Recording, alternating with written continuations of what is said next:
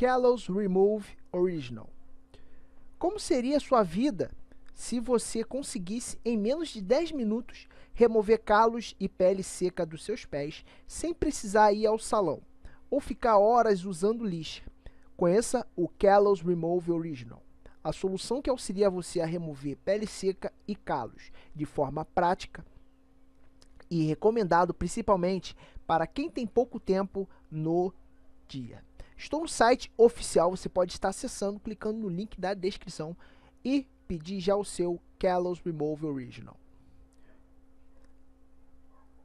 Não é de hoje que, mesmo cuidando muito bem de nossos pés, os calos continuam aparecendo junto com a pele seca. Mas a pergunta é, será que tem como resolver sem sofrimento? A resposta é sim, é possível.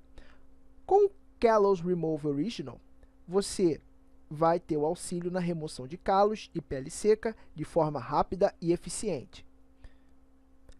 Você vai ter ajuda para manter a pele macia e hidratada por muito mais tempo.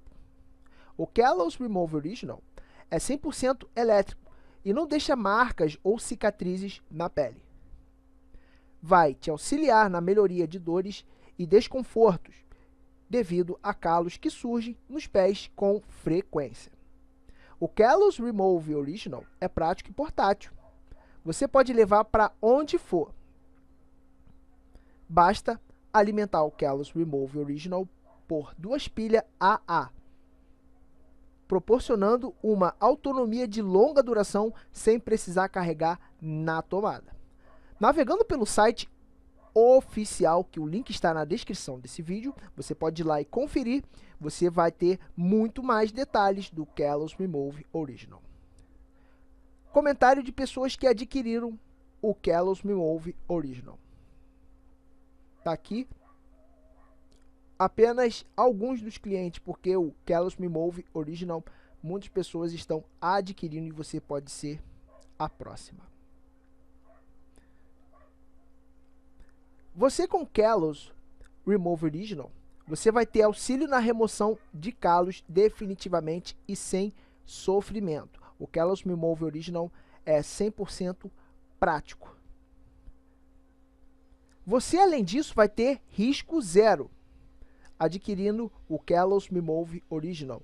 Caso você não goste do produto, caso o Callus Remove Original não atenda às suas expectativas, você pode pedir o seu valor investido de volta.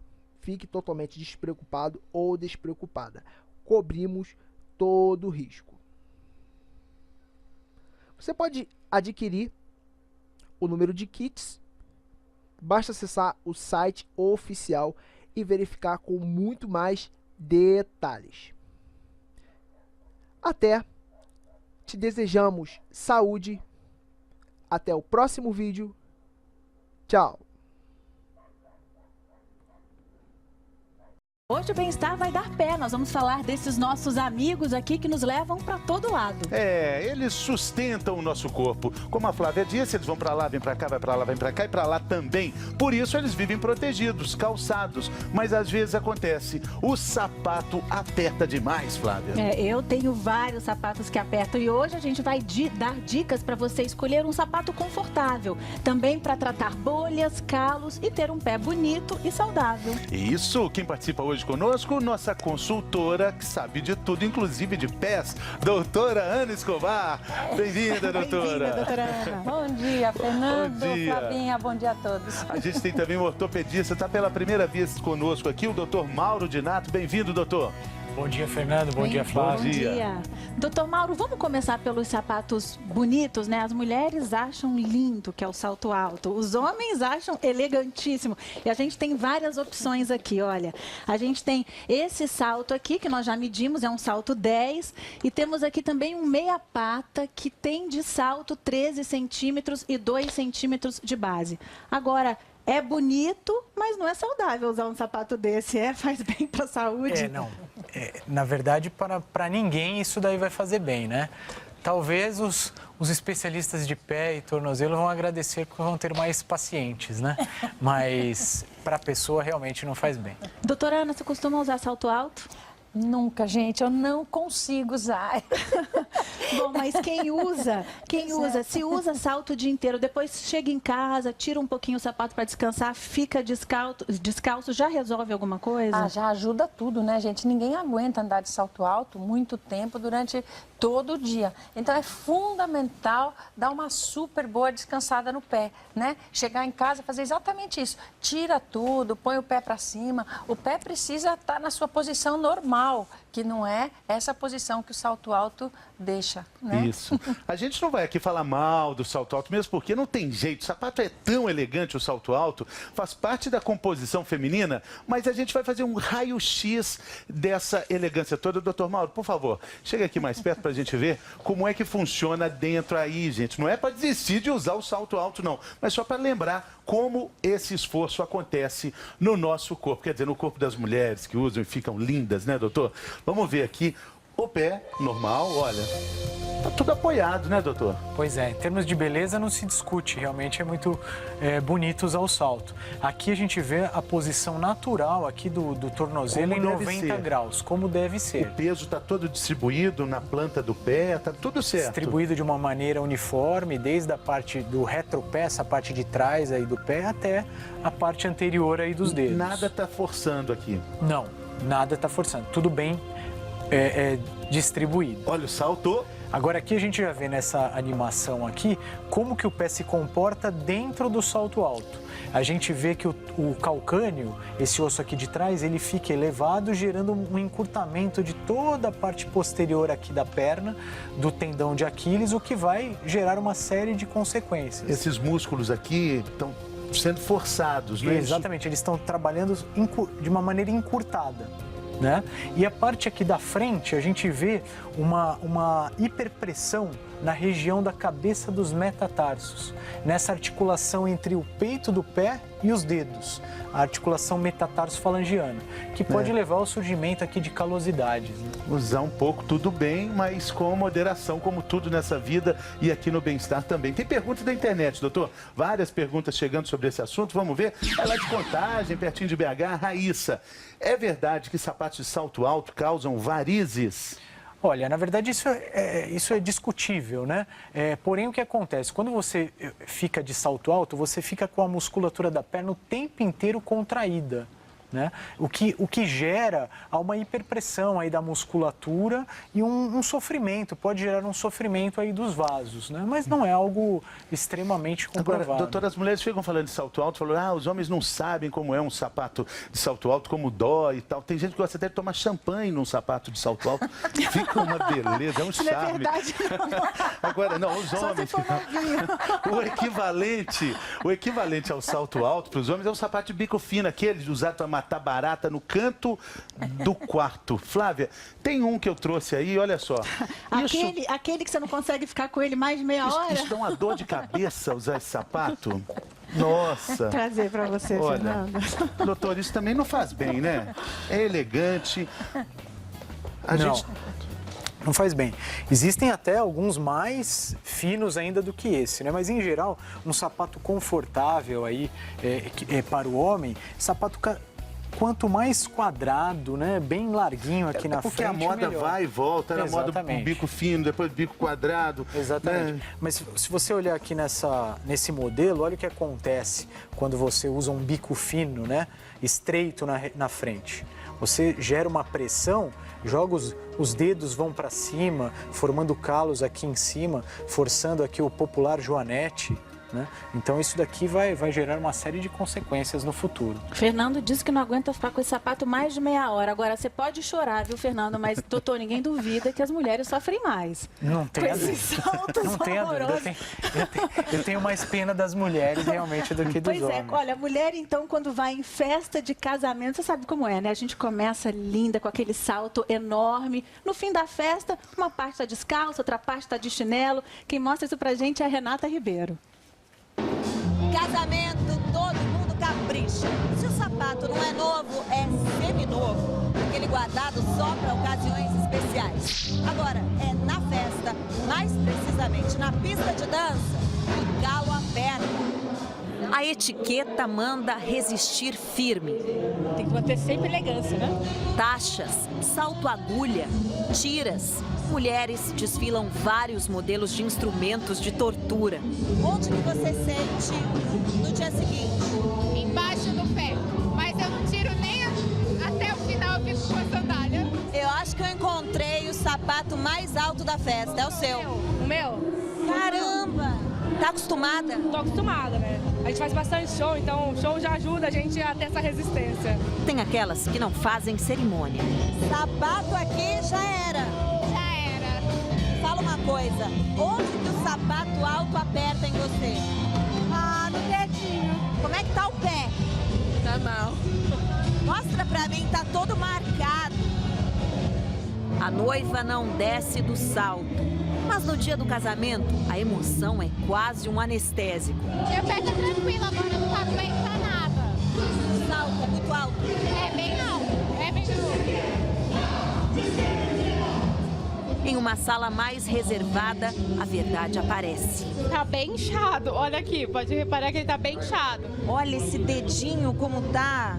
E acho que vai ficar marcado, né? Vai, ele vai todo pra frente, depois fica doendo. E enquanto isso, a gente já viu que pé de noiva sofre. E de noivo? Ah, nem tanto, não precisa de salto alto, nem nada. Homens e mulheres fazem escolhas diferentes. Você busca conforto na hora de comprar um sapato? Com certeza. Eu vou mais pela aparência do sapato. Pela beleza? Bonito, pela beleza, exatamente. O fotógrafo cuida dos pés e das pernas. 12 horas em pé. 12 horas. Qual que é a dica para não machucar? O médico pediu que eu estava sentindo muita dor. Pediu para eu usar uma meia de suave compressão. Para o sangue poder subir melhor, entendeu? Circular no corpo. Usando essa meia aqui não tinha mais problema. Lá pelas tantas, chega a bateria da escola de samba. E os chinelos. O momento mais esperado para as convidadas. Machucou o pé, o salto alto? Um pouco, tá meio dolorido. Agora sim. Na hora da escola de samba, até a noiva desce do salto alto. Tem que descer, senão não aguenta. Tá doendo demais, meu pé tá inchado.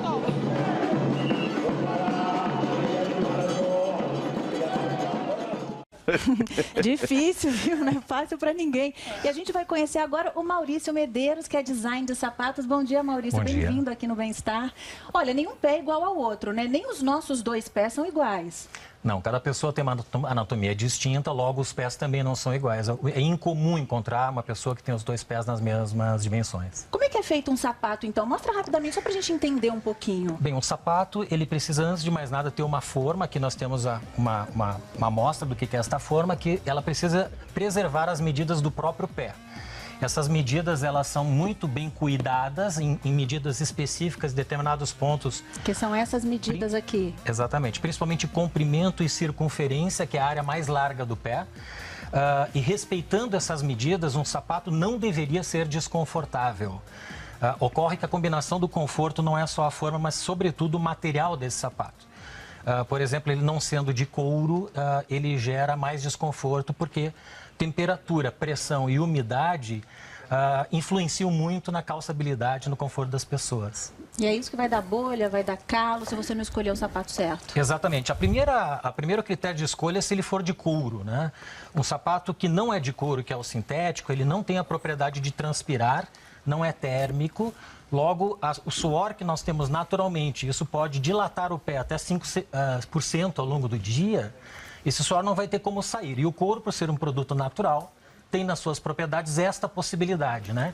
De absorver esta umidade e de ser térmico e diminuir a temperatura do pé. Maurício, quando a mulher ou o homem compra um sapato, muitas vezes o vendedor fala, não, pode ficar tranquilo que ele vai dar uma largadinha e vai ficar bom. No fundo, você não está conseguindo nem respirar. E aí você confia que ele vai dar uma largadinha, dar uma laceada, mas não dá para confiar muito nisso. Você falou nesse percentual quase mínimo aí, de 3% do tamanho dele? Exatamente. O pé incha até 5% ao longo do dia, em alguns casos com excesso de calor, inclusive mais. Não dá para comprar um sapato considerando que ele vai lacear. Então, eu não acreditaria nesta condição. Contanto que ele seja de couro, pode ter um laceamento entre 3% e 4%, usando alguns recursos. Quais, por exemplo? Vamos dizer, a gente tem aqui algumas pomadas e até um produto aqui que é já para lacear o couro. Próprio para amaciar. Eles funcionam, amaciar. Quer dizer, você compra, passa ali no sapato, dentro ou fora, e ele vai lacear o sapato. Esses produtos são produtos usados para o curtimento do couro, para amaciar este artigo. Uma vez que ele amacia, as fibras do couro podem se estender. E estendendo, a gente consegue, então, lacear, que é expandir o tamanho dele. Mas somente a pomada não é uma solução final. Se quando a pessoa calçar um sapato na loja, não provar os 2 pés, porque temos dimensões diferentes, e caminhar, ela não vai perceber como vai se comportar esse sapato. E segundo, se ele já apertar na loja, é muito provável que um amaciante como este não vai resolver ao ponto de ficar confortável. Claro. Agora, tem as dicas caseiras também, Maurício. Vamos mostrar quais são? Claro. Colocar uma meia, por exemplo, uma meia grossa, calçar o sapato e andar pela casa. Isso adianta alaciar um pouco? Somente a meia não. Nós temos aqui um efeito físico. Se a gente calçar uma meia grossa e colocar no sapato o pé, vai ter uma área maior e vai expandir. Porém, somente essa expansão momentânea não resolve. Precisaria de temperatura e umidade.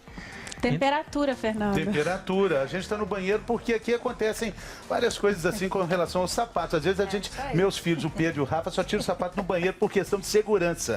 Ninguém chega perto. Olha o secador aqui, Maurício. Sim. Isso ajuda... Então, o que você falou, o que o Fernando está mostrando ali do calor, na verdade a pessoa calça a meia grossa, coloca o sapato no pé e liga o secador? O ideal é que se exerça esse calor a uma certa distância e somente em sapatos de couro, porque os calçados de plástico, sintéticos, não vão resistir, esse material não resiste a temperaturas extremas. Então, a mais ou menos 1 palmo de distância, não preservar por mais de 20 segundos no mesmo local e, de preferência, com o sapato calçado com uma meia mais grossa, porque vai expandir e, ao mesmo tempo, gerar calor. O ar quente? O ar quente, se puder ter um pouco de umidade, facilita ainda mais para as fibras do couro se expandirem um pouco. Agora, todo esse processo caseiro ou com as pomadas que tem nas sapatarias no mercado, eles não vão lacear mais do que 3 ou 4% da dimensão desse sapato, que é menos do que o pé incha ao longo do dia. Maurício, outra coisa que muita gente faz também é colocar um pouco de água dentro de um saco plástico, colocar o saco plástico dentro do sapato, o sapato envolvido no saco plástico e coloca dentro do freezer. Porque aquela água que está dentro do saco plástico vai virar gelo. E o que acontece? Isso ajuda mesmo? Eu já fiz isso e o meu sapato laceou. Funcionou. Provavelmente o teu sapato era de couro, porque um de plástico não resistiria a essa temperatura extrema. Então, colocar um saco de água muito fechado dentro do sapato, porque essa água não pode soltar, e colocar também o sapato dentro de um saco muito bem fechado para que não contamine o seu refrigerador. No momento que a água congela, ela expande, as moléculas da água congelada se expandem, vai provocar exatamente o efeito que a gente enxerga com a meia, porém num tempo maior, com influência de temperatura e umidade. A soma desses 3 fatores fazem com que ele amplie a extensão também e vai melhorar um pouco o calce de quem tiver um sapato um pouquinho apertado. Então, atenção, hein? O sapato tem que ser de couro e tem que estar dentro do saco plástico para não estragar. Maurício Medeiros, muito obrigada pela sua participação aqui no Bem-Estar. Bom dia. A gente continua aqui falando da saúde dos pés. Pergunta da internet. Vamos ver quem quer conversar conosco. Jamile, de Escada, Pernambuco. Todo sapato faz bolha nos meus pés. O que eu faço? Bolha nos pés é um negócio terrível. Jamile, para a gente entender isso, doutora Ana tem uma explicação aqui formação da bolha. Quando ela é um projeto de bolha, né, doutora Ana? Um projeto de bolha. Vamos entender como é que forma a bolha, então, olha. Então, a gente tem um sapato, tá vendo? Geralmente, esse sapato dá um atrito no pé. Então tem que ver o pé da Jamile como é, porque provavelmente ela pode estar usando o sapato inadequado para a forma do pé dela. O sapato novo, exatamente. E aí o que acontece? Nessa região do atrito, olha, faz um processo inflamatório, começa a inflamar. É aí que a gente começa a sentir um pouquinho de dor, já começa a doer. Essa inflamação, se a gente enxergar por dentro, o que é isso? Os vasos, tá vendo? Eles vão se dilatando. Faz essa inflamação, eles aumentam e assim que eles aumentam, vamos ver o próximo, olha aí, em decorrência da inflamação, vai acontecer um extravasamento aqui que a gente vai ver, olha, de líquido. É uma defesa do organismo? Na verdade, é uma defesa, é como se fosse uma bolsinha de água. Sabe aquele plástico bolha? Sim. Que protege contra o atrito? A ideia do organismo é fazer exatamente isso, como se fosse um plástico plástico bolha. Só que dói, Só né, que doutor? dói, porque O plástico bolha a gente estoura, ele nem reclama. Nem reclama, mas aqui dói, olha aí, aí forma a bolha. E aqui tá cheio de terminações nervosas expostas. Então isso dói. E se rompe, rasga. Vai ferindo. Dói Nossa. mesmo. Doutor Mauro, desculpa, doutora Ana, só pra gente responder então a pergunta da Jamile, como é que ela faz então, já que ela tem bolha, como é que ela faz? Tá, o ideal, a primeira coisa é tentar, como a doutora Ana estava explicando, achar a causa disso aí. Será que é um sapato inadequado, o tipo de pisada dela, algo que ela esteja fazendo de errado? Formou a bolha, o que fazer? A gente evita de furar a bolha. Naturalmente, ela já vai vazar ali e se resolver sozinha. E aí você tem que dar tempo ao tempo para o seu organismo se reepitelizar e formar uma nova pele adequada por baixo. Então não adianta furar a bolha achando que ela vai secar mais rápido. Esquece, não é para furar a bolha. Aumenta riscos infecciosos, né, ao você furar, e muito menos você tirar, aquilo ali é uma proteção, né? A gente tem uns curativos aqui, doutor Mauro, que são para bolha, para calo. Eles funcionam mesmo? Veja bem, isso daqui para bolha, ele vai funcionar, ele vai dar um conforto, como um curativo como esse, ele vai dar um conforto enquanto o seu organismo está resolvendo o processo. Né? No calo, no caso de um calo, ele também chega a proteger para não deixar que o atrito seja muito exagerado. E a gente pode usar o mesmo para bolha e para calo? Pode. Existem, os de bolha geralmente são coisas mais delicadas, né? O de calo geralmente é uma coisa mais forte para você realmente evitar um atrito maior. Doutora Ana, queria falar? Isso, exatamente. É exatamente isso que o Mauro está colocando, gente. A bolha tá cheio de terminação nervosa ali. Por que ela dói? Porque tá cheio de nervinho exposto. Então, o pé, a gente precisa usar sapato, tá com a bolha, mas tem que continuar andando, não dá para andar descalço. A vida segue, né, doutora Ana? A vida segue. Então, o que a gente tem que fazer? Inibir o contato daquelas terminações nervosas expostas com o sapato. Então, vamos tapar aquilo. Tem que fazer realmente... Por isso que esses curativos, eles são acolchoados. Tem que fazer um colchãozinho para não deixar o sapato entrar em contato com a pele. Eu tenho uma dúvida, se a bolha um dia ela vai crescer e virar um calo, ou seja, o calo é uma bolha pequena que cresceu? Pode vir a ser, na verdade depende da causa, por que formou a bolha. Será que a pessoa está pisando de uma maneira, gerando um atrito ali naquele determinado ponto? Se ela continuar gerando esse atrito cronicamente, continuamente, aquilo pode vir um dia a ser um calo. Dói demais, né, doutora? Também dói, porque tem terminação nervosa. Você imagina, você está sempre atritando no mesmo lugar, Primeiro o organismo faz a bolha. Vamos lá, papel bolha. Deu um aviso, não resolveu, continua atritando, aquela pele vai ficando cada vez mais dura. Machucado. Virou calo. Doutora Ana, tem uma pergunta da internet aqui, vamos ver quem que é. É Veila, daqui de São Paulo. É correto cortar... Ai, doeu aqui. Nossa. Ou lixar, cortar o calo, gente, isso dói, doutor Mauro. Muita gente faz isso com alicate. Gente, não. Muito. Pode, doutor? Na verdade, o organismo é sábio. Se ele está formando um calo ali, é uma proteção que ele conseguiu desenvolver para que você não faça um furo ali na sua pele. Então não adianta você ficar lixando, porque vai voltar. Nem cortar. Nem cortar.